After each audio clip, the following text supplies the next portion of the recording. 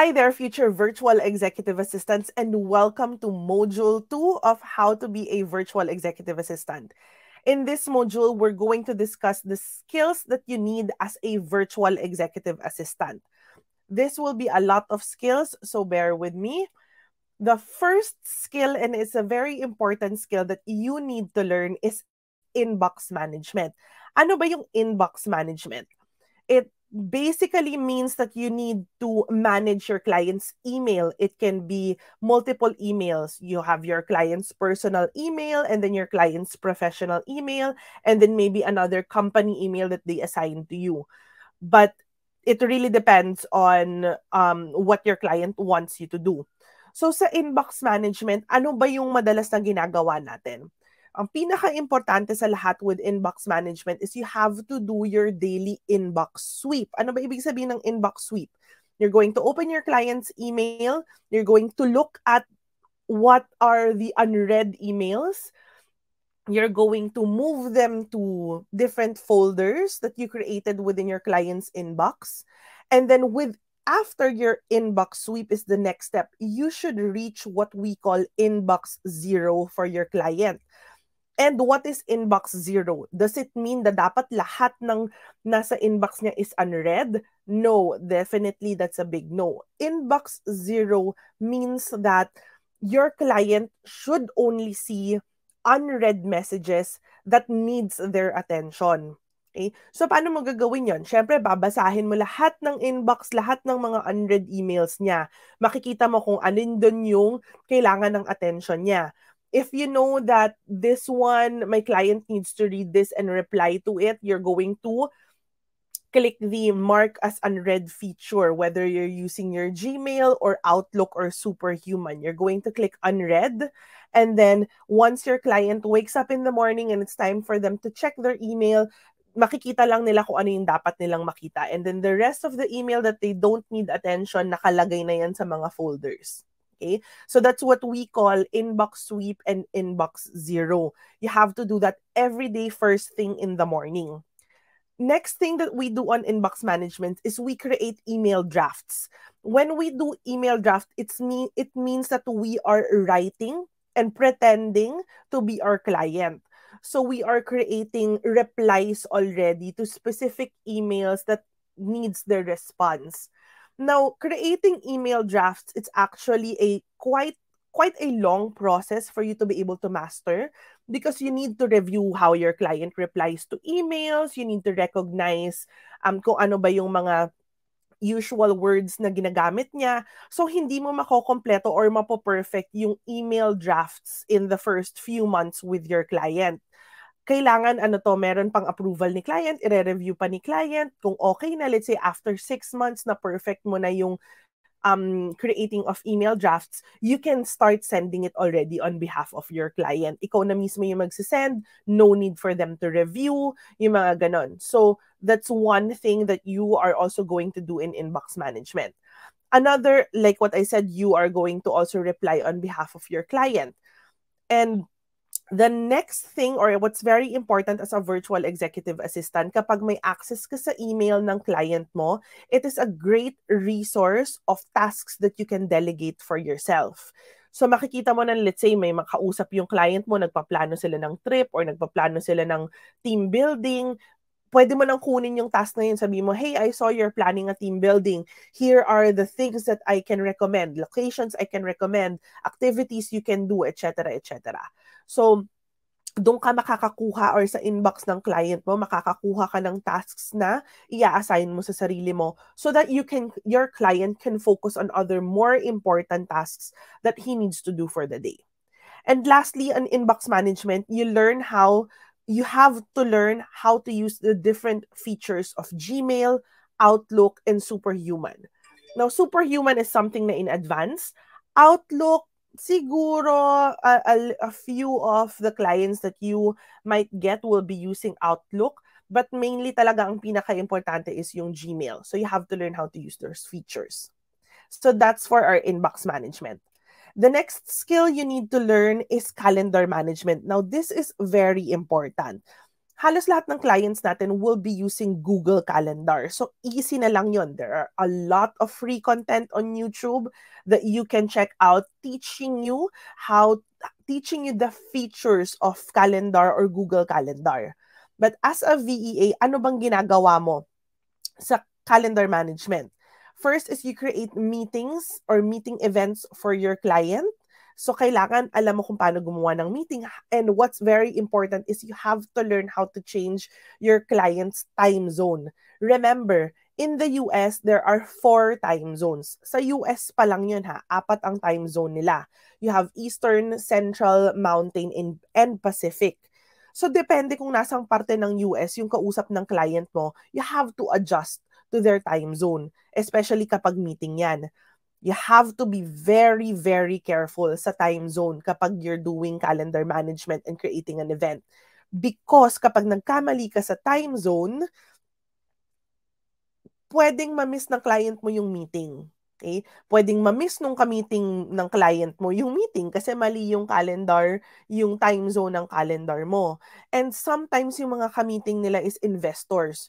So if you get a mistake sa time zone ng specific meeting na yon, your client might lose an investment, might lose someone who's willing to invest. So sales agad yon, pera agad yon, profit agad yon. So delikadong-delikado.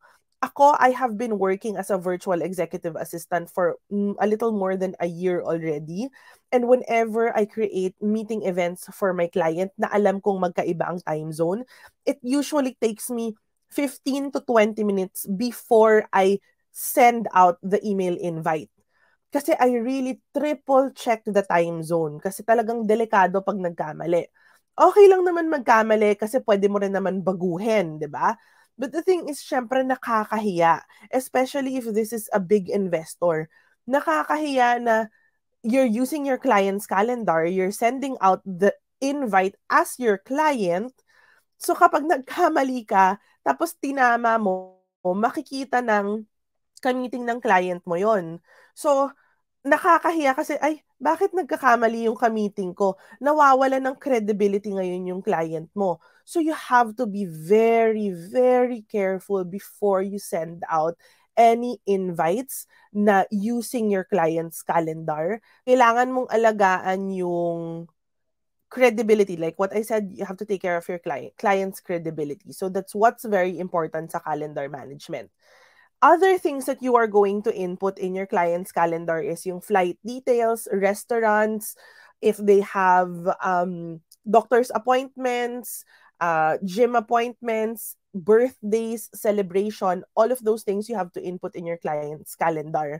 And take note, ang mga kliyente natin, especially the type of clients we're getting as virtual executive assistant, ang buong buhay nila is tumatakbo sa calendar nila. Kapag nagkamali ka ng isang input sa calendar nila, masisira yung buong araw nila, minsan yung buong week nila or yung buong month nila. So you have to be very, very careful with your client's calendar. Now, the next skill that we are going to do is travel management. This is one of my favorite tasks that I do for my client because here you're going to search and book flights, hotels, restaurants, activities, create itinerary for your client. So this is really, really fun. Kasi parang you feel like you're also traveling with them when you're creating this itinerary for your client. So, ang matrabaho lang dito with travel management is you have to do a lot of research. You have to check kung maganda ba talaga yung restaurant, maganda ba talaga yung hotel, okay ba yung activity na gagawin nila, magugustuhan ba nila to, yung mga ganyan. And the number one na challenging also sa travel management is sometimes these places, you haven't been to these places. So, ang hirap mag-recommend kasi you're just only going to rely on reviews that you're going to see online. So, you have to make sure that you go to websites or you have to go to trusted websites na alam mong talagang reliable yung mga reviews ng websites na yon.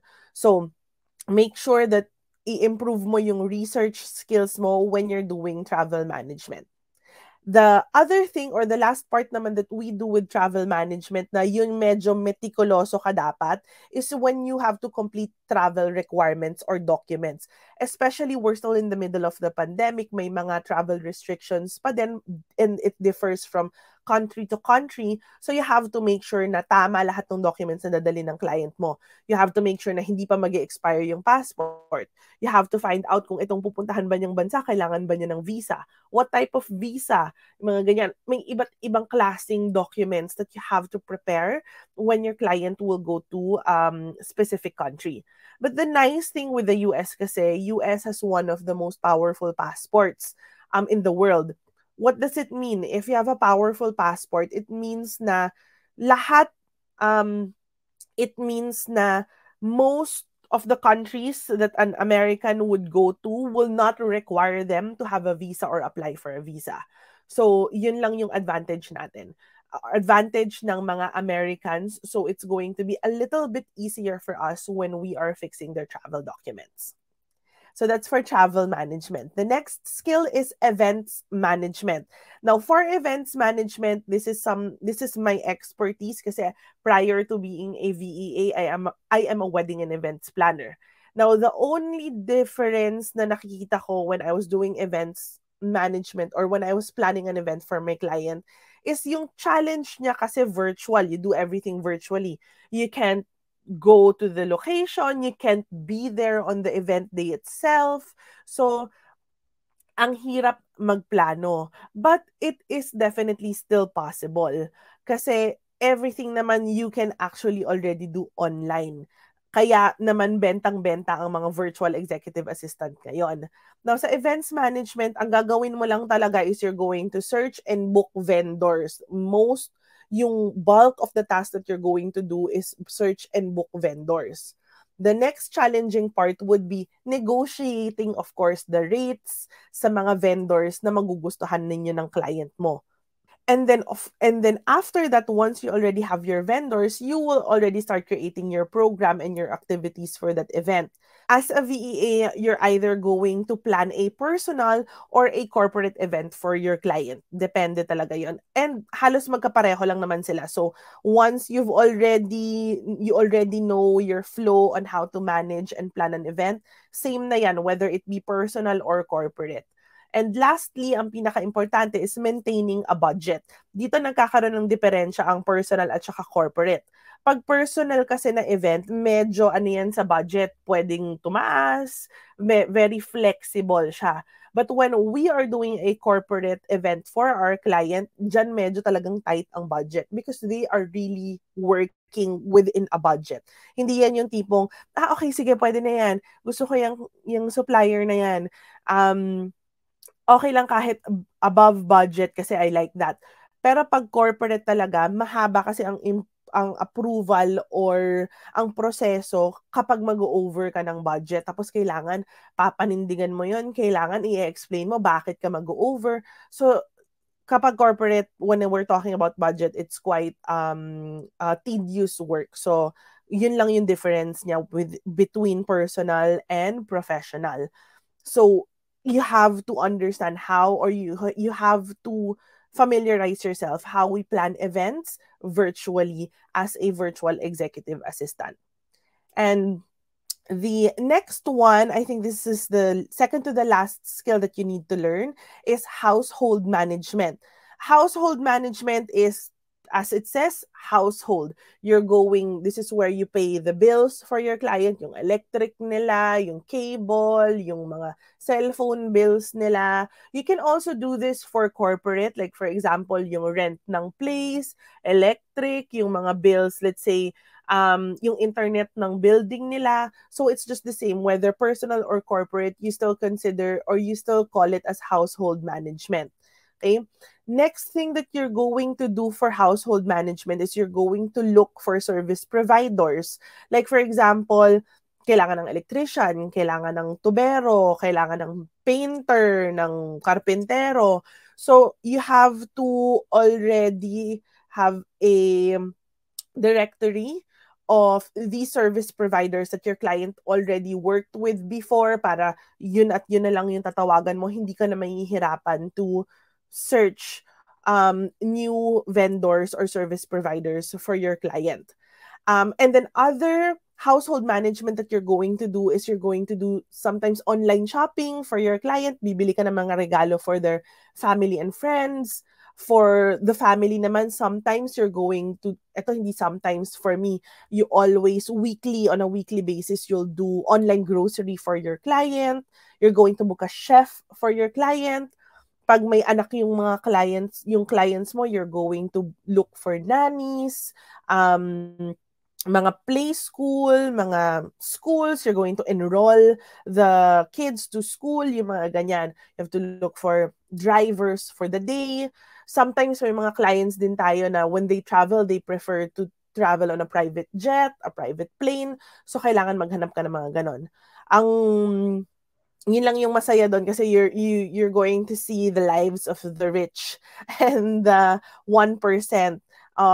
You're going to have a glimpse of what their lifestyle looks like kapag you're doing household management for your client.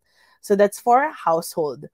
And the last task or the last skill that you will do, ito yung pinaka-common. Marami pa actually tayong ibang skills that we do as a virtual executive assistant, but these tasks that I discussed are the most common.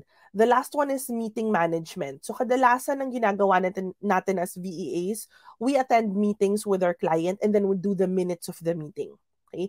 Ito yung one of the tasks na medyo hindi ako magaling, or a task that I don't like, especially if you're not familiar with the work and the industry of your client. Mahihirapan ka to create minutes because there are words or terms that you don't understand. But what I do, since ganun yung situation ko with my client, is I do a lot of research. I do a lot of readings. My client is in the coding industry, so naggagawa sila ng mga codes for websites, yung mga ganyan, mga back-end. So there's a lot of terms na hindi ko talaga maintindihan because I don't know anything about coding. So I do my research. As in, ngayon naiintindihan ko na kung ano yung mga meaning ng mga back-end, let's say, ng Facebook, paano nila ginagawa yung codes. Ngayon, naiintindihan ko na yon. But I think 3 months ago, I was clueless. I didn't know how to write the minutes of the meeting of my client because hindi ko ma-follow kung ano yung pinag-uusapan nila. So, when you're a VEA, kailangan mong gumawa ng research. Hindi mo pwede lang sabihin na, sige, sulat lang ako ng sulat. Hindi ko naman kailangan to, so I don't have to understand these things. I just have to write it. That's not how minutes of the meetings go. Hindi ka lang nagtatranscribe. You have to understand what they're talking about and you will have to be able to summarize those things in the minutes of a meeting. So, yun ang pinaka-challenge dyan. And then, of course, you're going to, dito nagma-merge yung calendar management mo and meeting management mo. You have to be able to invite people sa meeting na yon using your calendar. You have to know how to create meeting rooms within Zoom or Google Meet. Yan. And then, ang pinaka-importante sa meeting management is you have to learn how to use Calendly.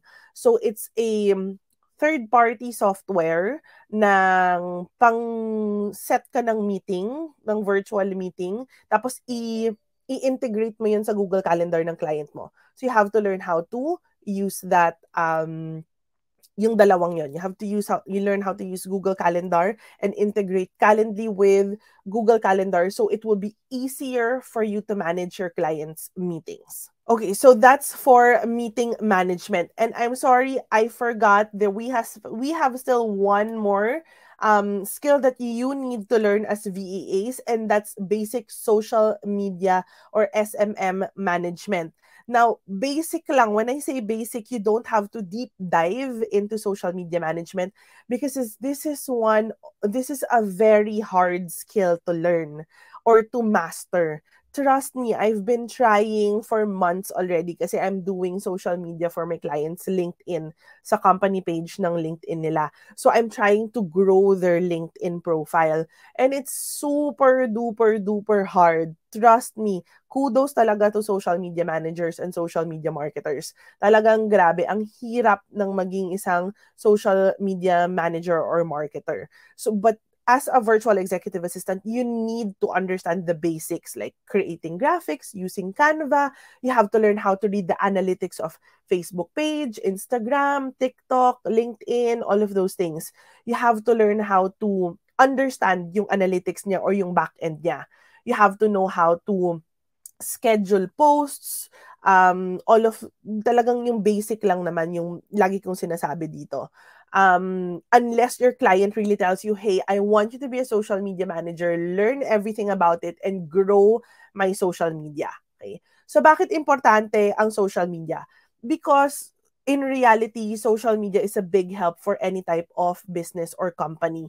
So, dito sila nakakapasok ng mga sales nila, nakakakuha ng mga leads nila. So, as a virtual executive assistant, you must learn how to do basic social media management. And that's it for our second module of how to become a virtual executive assistant, where we talked about the basic skills that you need to learn to be a successful VEA.